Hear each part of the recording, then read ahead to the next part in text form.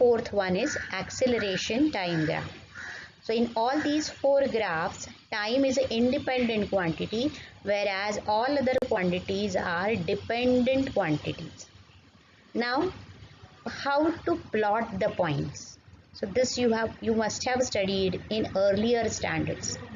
So any point, if you want to plot on the graph paper, that point will have two coordinates, x coordinate and y coordinate, which are written in the bracket. So on the slide, a point having coordinates 3 and 4 is plotted. So what 3 is denoting? It is denoting the distance travelled by a body along x-axis, whereas 4 is the number which is denoting distance travelled along y-axis. So 3 is representing x coordinate, whereas 4 is representing y coordinate. So we can plot the point by considering the x coordinate and y coordinate for that specific point. So in the same manner, we will be plotting the other points on the graph. Please go through the graphs shown on the pages 104, 105 and 106 of your textbook. The geometrical relationship between the distance travelled by a body and the time taken is called as distance time graph. The slope of the distance time graphs is equal to the speed of the moving body. As we have studied, ratio of distance upon time is nothing but speed. Now speed of a moving body can be obtained from its distance time graph. In the distance time graph of a body, we are plotting distance along the y-axis as it is a dependent quantity, whereas time being independent quantity, we are plotting along x-axis. The shape of the graph of distance versus time depends upon the nature of the motion of the body. So we will be seeing three conditions to get three different distance time graphs, which will be shown on the next slide. The condition to plot the distance time graph is when the body is at rest. So when a body does not change its position relative to a fixed reference point, it is said to be in a state of rest. It will remain in the state of rest for all the time period, and hence the nature of the graph of distance versus time when a body is at rest is a straight line parallel to time axis. Now the second condition to plot the graph of distance versus time is when a body moves with a uniform speed or uniform motion. So when a body covers equal distances in equal intervals of time, we say that the body has uniform speed, or the motion depicted by the body in the graph is uniform motion. Now, as the body covers equal distances in equal intervals of time, the distance travelled is directly proportional to time, and hence the nature of the graph of distance versus time for uniform speed or uniform motion is a straight line making an angle with x-axis. So if we want to find out the slope, then you will be taking a ratio of distance upon time. Distance we have plotted on y-axis, time we have plotted on x-axis, and hence slope of the graph can be found out by the formula y2 minus y1 upon x2 minus x1. So y2, y1, x2, x1, these are the coordinates of the points which are lying on the slope. Now, after using this formula, what we will be finding? We will be finding the speed of the body having uniform motion. Now, the third condition to plot the distance time graph is when a body is moving with non-uniform speed. So what is meant by non-uniform speed or body is having non-uniform motion? When body covers unequal distances in equal intervals of time, then the body will have non-uniform speed or body is having non-uniform motion. Now the first graph where decreasing speed is shown. So the distance time graph for a body moving with decreasing non-uniform speed is a curve whose slope decreases with time. So slope is decreasing with time, hence the graph is of decreasing non-uniform speed. Whereas in second case, the heading is given as increasing speed. So the distance time graph for a body moving with an increasing non-uniform speed is also a curve but whose slope increases with time. So both these curves are called as parabola. So greater the angle, greater is the slope and greater is the speed. Similar to distance time graph, while plotting the graph of displacement versus time, we will be considering three conditions. So the first condition is when the body is at rest. So when the body is at rest, the displacement time graph is a straight line parallel to time axis. So as the displacement time graph for body at rest is a straight line parallel to time axis, slope of the graph is 0 and hence velocity will be 0. Now why we have considered here velocity as 0? Because we can calculate velocity by dividing displacement by time. The formula for calculating velocity is displacement upon time. So the slope of the graph of displacement versus time gives us velocity, whereas the slope of the graph of distance versus time gives us speed. Now just consider the second condition when the body is moving with uniform velocity. So when the body is moving with uniform velocity, the nature of the graph of displacement versus time is a straight line inclined to time axis.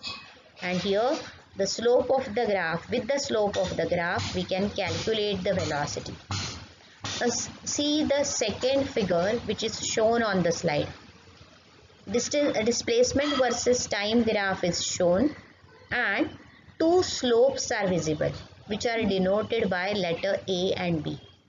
Now slope A is making Q1 angle with x-axis, whereas slope B is making Q2 angle with time axis or x-axis. Q1 is greater than Q2 and hence velocity of slope A or velocity with which we are calculating with the help of slope A will be greater than velocity we are calculating with the slope B. So when the angle is greater with time axis made by the slope, the velocity will increase. So greater the slope, more will be the velocity. So nature of the graph of displacement versus time for uniform velocity is straight line inclined to time axis. Now the third condition is body is moving with variable or non-uniform velocity. So the displacement time graph of a body moving with decreasing non-uniform velocity is a curve.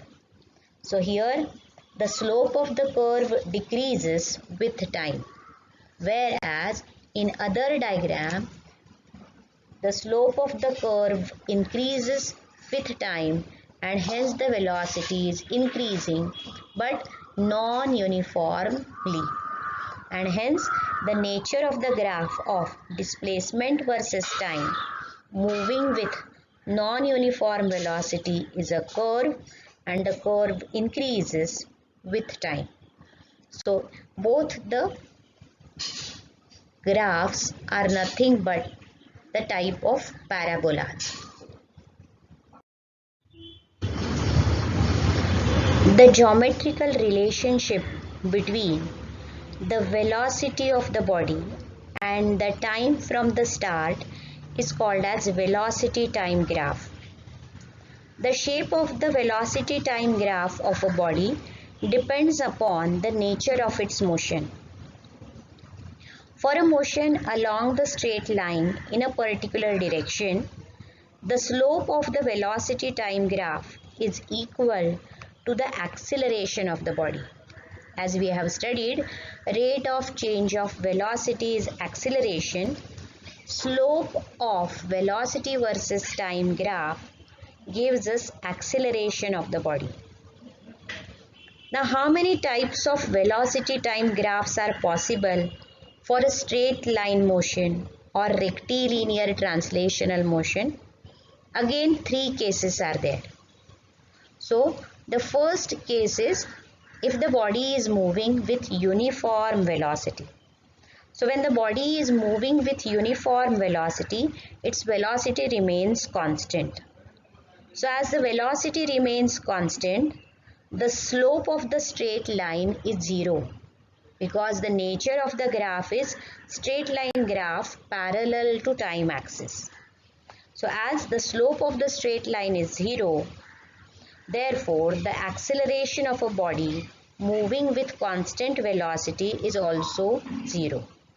So, as slope of the graph is zero, the acceleration will be zero when the nature of the graph for velocity versus time graph for the condition body moving with uniform velocity is a straight line parallel to x-axis or parallel to time axis.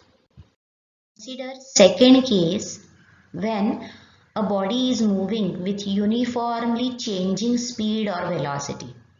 So whenever a body is moving with uniformly changing speed or velocity, either the velocity will increase uniformly or it will decrease uniformly. So consider second case, A option. So if the velocity is increasing uniformly. So if you are drawing a graph of velocity versus time, when the speed or velocity is increasing uniformly, then the nature of the graph is straight line sloping upwards and passing through the origin. So here in this case, B slope is passing through the origin, which tells us that its initial velocity is zero. Whereas slope A is also straight line sloping upwards, but it is not passing through origin, which tells us that its initial velocity is non-zero. So whether the initial velocity is zero or non-zero, if the velocity is increasing uniformly, the nature of the graph is straight line sloping upwards and it will be positive. So as it is positive, the motion depicted through this graph will be uniformly accelerated motion. Why uniformly? Because equal changes in velocity in equal interval of time, and as there is a change in velocity, acceleration will be achieved and hence it will be uniformly accelerated motion where final velocity is greater than initial velocity. Now consider case 2, B option. If the velocity is decreasing uniformly. So when the velocity is decreasing uniformly, the nature of the graph for velocity versus time will be straight line sloping downwards and it will be negative. Why it will be negative? Because in this case final velocity will be less than initial velocity and hence the slope of the graph will show retarded motion or it is a decelerated motion, but still the changes in velocity are equal and hence it will be uniformly retarded motion or uniform retardation or uniform deceleration. Now in both these graphs, if we are calculating the areas by dropping the perpendiculars, then we are able to find out the distance travelled by the body. Now consider case 3 where we are plotting the graph of velocity versus time for non-uniformly changing velocity. So in that case also again two options are there. If the velocity or speed is increasing non-uniformly, then what will happen? The nature of the graph is curve moving upward. Whereas if the speed or velocity is decreasing non-uniformly, the nature of the graph will be a curve moving downwards. Both these are again parabolas. In both these cases, in A case, the body will have non-uniformly accelerated motion, whereas case 3B option, it will be non-uniformly decelerated or retarded motion. So increase in velocity, if it is there, then it will be uniformly accelerated motion, or if decrease in velocity is there, then it will be uniformly retarded motion. Whether it is uniformly or non-uniformly, that depends upon the changes in velocity. Equal changes in velocity, then it will be uniformly accelerated or decelerated. Then if it is not there are no equal changes in velocity in equal intervals of time or unequal changes in velocity in equal interval of time, then the body will have non-uniformly decelerated or non-uniformly accelerated motion. Thank you. Stay home, stay safe.